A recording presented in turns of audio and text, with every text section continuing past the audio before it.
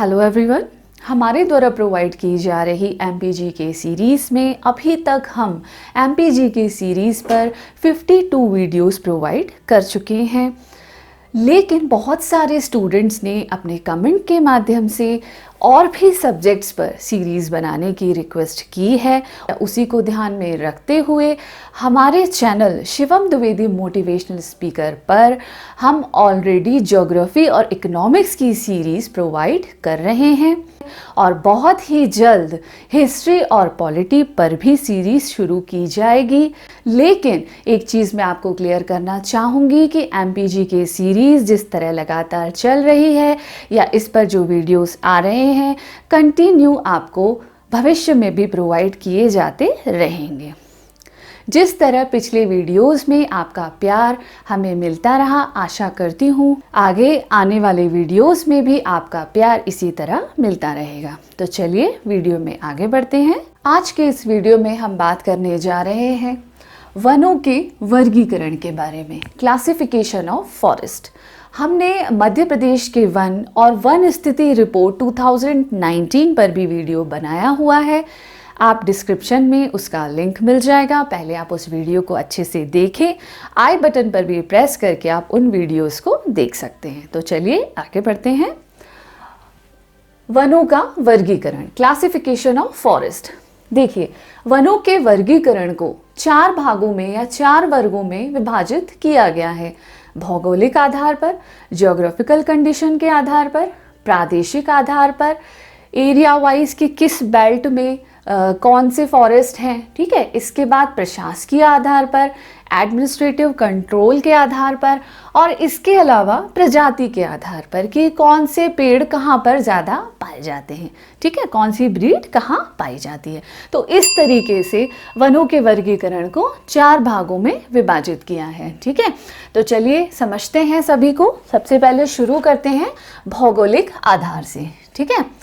भौगोलिक आधार में अगर देखें तो सबसे पहले है उष्णकटिबंधीय पर्णपाती वन, ट्रॉपिकल डेसिडियस फॉरेस्ट, ठीक है।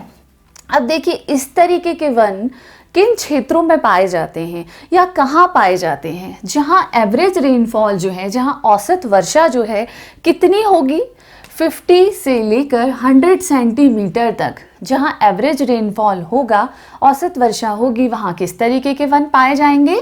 उष्णकटिबंधीय पर्णपाती वन, ट्रॉपिकल डेसिडियस फॉरेस्ट। इनकी क्या विशेषता होती है? उत्तम किस्म की लकड़ी, ठीक है, उत्तम किस्म की लकड़ी, एक गुड क्वालिटी की लकड़ी जो है हमें इन वनों से मिलती है। कैसे वृक्ष पाए जाते हैं, किस किस तरीके के वृक्ष पाए जाते हैं, ठीक है, सागौन, शीशम, नीम, पीपल, इस तरीके के वृक्ष जो है इस तरीके के फॉरेस्ट में पाए जाते हैं, ठीक है। काफ़ी अच्छी लकड़ी मानी जाती है सागौन, शीशम, ठीक है। इसके बाद जिले देखें, अगर किन जिलों में ऐसे वन हमें देखने को मिलेंगे, उष्णकटिबंधीय पर्णपाती वन किन जिलों में देखने को मिलेंगे, ठीक है, आपको ध्यान रखना है। सागर, जबलपुर, दमोह, छतरपुर, पन्ना, बैतूल, सिवनी, होशंगाबाद और मालवा, ठीक है। तो इन जिलों में जो है किस तरीके के वन देखने को मिलेंगे? उष्णकटिबंधीय पर्णपाती वन, ठीक है। अगला देखते हैं उष्णकटिबंधीय अर्धपर्णपाती वन, ट्रॉपिकल सेमी डेसिडियस फॉरेस्ट, ठीक है। इस तरीके के वन या इस तरीके के फॉरेस्ट कहाँ पाए जाते हैं, किस क्षेत्र में पाए जाते हैं? जहाँ एवरेज रेनफॉल कितना होना चाहिए? 100 से 150 सेंटीमीटर तक होना चाहिए, ठीक है। इसके बाद किस तरीके के वृक्ष इसमें पाए जाते हैं? साल, सागौन और बांस, ठीक है, स्पेशली ये पाए जाते हैं। इसके अलावा और भी पाए जाते हैं, लेकिन इम्पॉर्टेंट सबसे ज़्यादा ये हैं, ठीक है। इसके अलावा देखते हैं किन जिलों में इस टाइप के फॉरेस्ट पाए जाते हैं। मंडला, बालाघाट, सीधी, शहडोल, डिंडोरी और उमरिया, ठीक है। चलिए अगला देखते हैं उष्णकटिबंधीय शुष्क पर्णपाती वन, ठीक है। और किस तरीके के वृक्ष पाए जाते हैं? बबूल, तेंदू, हर्रा, पलाश, इस तरीके के वृक्ष जो है इन शुष्क पर्णपाती वन में पाए जाते हैं। और किन जिलों में ये फॉरेस्ट देखने को मिलेंगे अपने को? श्योपुर, शिवपुरी, निवाड़ी, रतलाम, मंदसौर। चलिए अगला देखते हैं प्रादेशिक आधार पर मतलब किन किन बेल्ट्स में, ठीक है, किन किन बेल्ट्स में जो है किस तरीके से ये वनों का वर्गीकरण किया गया है, ठीक है। सबसे पहले देखते हैं विंध्य कैमूर बेल्ट, ठीक है, जो कि कहाँ, रीवा पन्ना के पठार में फैली हुई है। कहाँ से कहाँ तक फैली हुई है ये? उत्तर में दमोह से सागर के पठार तक फैली हुई है, ठीक है। और यहाँ पर कैसे है, विरल वन पाए जाते हैं। विरल मतलब रेयर फॉरेस्ट है यहाँ पर, ठीक है, रेयर फॉरेस्ट है। कहाँ पर? विंध्य कैमूर बेल्ट में, ठीक है। इस चीज़ को ध्यान रखिएगा, इंपॉर्टेंट फैक्ट है ये। और ये भी आपको ध्यान रखना है कि ये बेल्ट कहाँ से कहाँ तक है, दमोह से सागर के पठार तक फैला हुआ है। नेक्स्ट देखते हैं मुरैना शिवपुरी बेल्ट, ठीक है। मुरैना शिवपुरी बेल्ट मध्य भारत का बेल्ट, ठीक है। मध्य भारत का बेल्ट आपको समझ में आ रहा होगा, जो मध्य भारत का पठार है, ठीक है, वहाँ पर ये बेल्ट पाया जाता है, ठीक है, मुरैना शिवपुरी बेल्ट। यहाँ किस तरीके के वन पाए जाते हैं? कटीले वन, कटीले वन, थॉर्न फॉरेस्ट, ठीक है। तो कटीले वन कहाँ पाए जाते हैं? देखिए एग्जाम में क्वेश्चन किस तरीके से बनते हैं कि कटीले वन किस बेल्ट में पाए जाते हैं, ठीक है। आपको 3 ऑप्शन दे दिया जाएंगे, आपको शिवपुरी, मुरैना शिवपुरी बेल्ट पर टिक करना है। इस तरीके से पूछे जाते हैं तो आपको बहुत ध्यान से, बारीकी से सभी चीज़ों को समझना है। सारे इंपॉर्टेंट फैक्ट्स मैंने यहाँ पर आपको बताए हैं, ठीक है। नेक्स्ट देखते हैं नर्मदा का दक्षिण क्षेत्र। नर्मदा के दक्षिण क्षेत्र में एक चौड़ी सी बेल्ट है, ठीक है, जिसका नाम क्या है? सतपुड़ा मैकल बेल्ट, ठीक है। कहाँ पर एग्जैक्टली है ये? सतपुड़ा मैकल में, ठीक है। और अगर एग्जैक्ट देखें तो राज्य के पूर्वी सीमा से पश्चिम सतपुड़ा मैकल श्रेणी और बघेलखंड का पठार, ठीक है। तो राज्य के पूर्वी सीमा से पश्चिमी सतपुड़ा तक और सतपुड़ा मैकल श्रेणी तक और बघेलखंड का पठार, ठीक है। तो ये तीनों बेल्ट्स आपको अच्छे से ध्यान रखने हैं। नेक्स्ट देखते हैं प्रशासकीय आधार पर। प्रशासकीय आधार पर जो है इसमें जो है एडमिनिस्ट्रेशन का कितना कंट्रोल रहता है, ठीक है, ये सब चीज़ें आपको इसमें देखने को मिलेगी। सबसे पहला देखते हैं संरक्षित वन, प्रोटेक्टेड फॉरेस्ट। इस तरीके के वन जो हैं, कुल वनों का 32.8% जो है कैसे फॉरेस्ट पाए जाते हैं मध्य प्रदेश में? संरक्षित वन पाए जाते हैं। मतलब मध्य प्रदेश में जितने वन हैं उन वनों का 32.8% जो है कौन से वन है? संरक्षित वन, ठीक है। और संरक्षित वन होता क्या है, अब ये समझते हैं। प्रशासकीय नियम, एक्चुअली देखिए होता क्या है, संरक्षित वन वो वन होते हैं जहाँ पर जो है एडमिनिस्ट्रेशन कंट्रोल होता है, ठीक है। लेकिन अगर जो है हम परमिशन लेकर, लाइसेंस के थ्रू या गवर्नमेंट की परमिशन लेकर इन वनों में कटाई कर सकते हैं, यहाँ की लकड़ी काट सकते हैं, ठीक है, या फिर जो है एनिमल ग्रेजिंग, पशुओं को चरा सकते हैं, लेकिन परमिशन लेकर, ठीक है। नियम होते तो हैं लेकिन हम परमिशन लेकर जो है ये सब काम इन वनों में कर सकते हैं, ठीक है। तो इस तरीके के सर्वाधिक वन जो है प्रोटेक्टेड फॉरेस्ट जो हैं ये कहाँ पाए जाते हैं? सबसे ज़्यादा मध्य प्रदेश में सबसे ज़्यादा प्रोटेक्टेड फॉरेस्ट पाए जाते हैं, संरक्षित वन पाए जाते हैं राजगढ़ में। और न्यूनतम अगर देखें तो कहाँ पाए जाते हैं? उज्जैन में, ठीक है।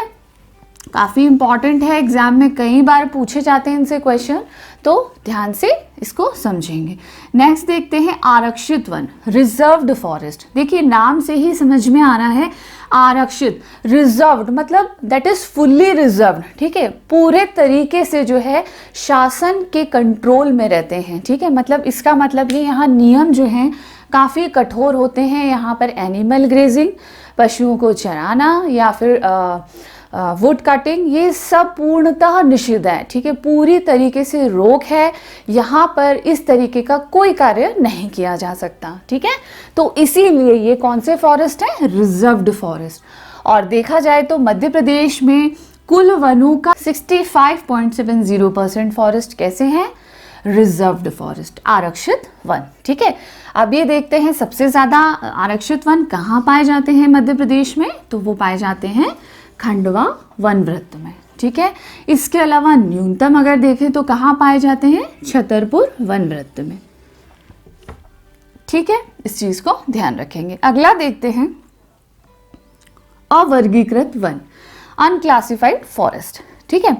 इनकी संख्या काफ़ी कम है, ये सिर्फ 1.8% ही पाए जाते हैं। कुल वनों का 1.8% मध्य प्रदेश में अनक्लासिफाइड फॉरेस्ट या अवर्गीकृत वन पाए जाते हैं। ठीक है, यहाँ पर कुछ इस तरीके की रोक टोक नहीं है, कोई ऐसा कठोर नियम भी नहीं है। यहाँ बहुत आसानी से पशुओं को चराया जा सकता है, लकड़ी की कटाई की जा सकती है। ठीक है, तो ये तीनों हो गए प्रशासकीय आधार पर, काफ़ी इंपॉर्टेंट है। अगला देखते हैं प्रजाति के आधार पर। ठीक है, सबसे पहले इसमें देखते हैं सागौन को, टीक फॉरेस्ट। अब देखते हैं कहाँ एग्जैक्टली पाए जाते हैं।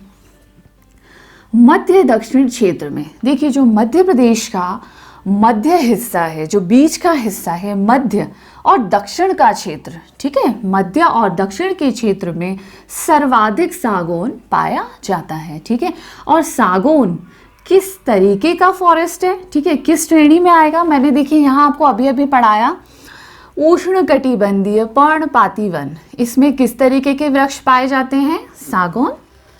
ये आ गया सागौन। तो पूछा जा सकता है कि सागौन जो है भौगोलिक आधार पर, सागौन का वन जो है, सागौन के जो वृक्ष हैं भौगोलिक आधार पर किस श्रेणी में आते हैं, तो किस श्रेणी में आते हैं, उष्णकटिबंधीय पर्णपाती वन। ठीक है, इसका यूज़ कहाँ कहाँ होता है, देखिए सागौन का आपने सुना होगा, सागौन का फर्नीचर बहुत अच्छा होता है। और मुख्यतः अगर सर्वाधिक इसका प्रमुख क्षेत्र देखा जाए, बहुत इंपॉर्टेंट है ये, ठीक है, अगर सागौन का प्रमुख क्षेत्र देखा जाए तो कौन सा है, होशंगाबाद। होशंगाबाद की बोरी घाटी में जो है सर्वाधिक सागौन के वृक्ष पाए जाते हैं। ठीक है, वेरी इंपॉर्टेंट। इसके बाद देखते हैं साल के वृक्ष कहाँ पर पाए जाते हैं। साल के वृक्ष जो है पूर्वी मध्य प्रदेश कौन सा हिस्सा हुआ, बघेलखंड का पठार। ठीक है, तो पूर्वी हिस्से में, मध्य प्रदेश के पूर्वी हिस्से में किस तरीके के वन पाए जाते हैं, साल के वृक्ष पाए जाते हैं।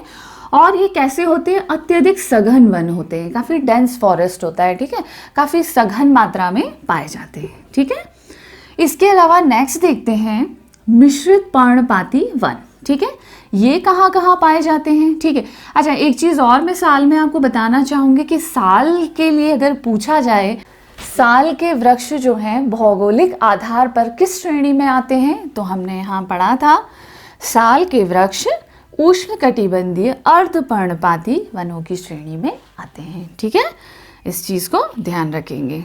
ठीक है, सभी चीज़ें आपस में कनेक्टेड हैं, इसीलिए बारीकी से पढ़ेंगे तो आपको सब बहुत आसानी से समझ में आता जाएगा। चलिए, इसके बाद अगला देखते हैं मिश्रित पर्णपाती वन। ये कहाँ कहाँ पाए जाते हैं, ये पाए जाते हैं बालाघाट, छिंदवाड़ा, सिवनी, मंडला और होशंगाबाद। ठीक है, आई होप ये वीडियो आपको अच्छा लगा होगा। हमारे इस वीडियो को लाइक करिए, अपने फ्रेंड्स के साथ शेयर करिए, और अगर चैनल पर नए हैं तो हमारे channel Shivam Dwivedi motivational speaker को सब्सक्राइब करना बिल्कुल भी ना भूलें। तो मिलते हैं अगले वीडियो में, तब तक के लिए थैंक यू।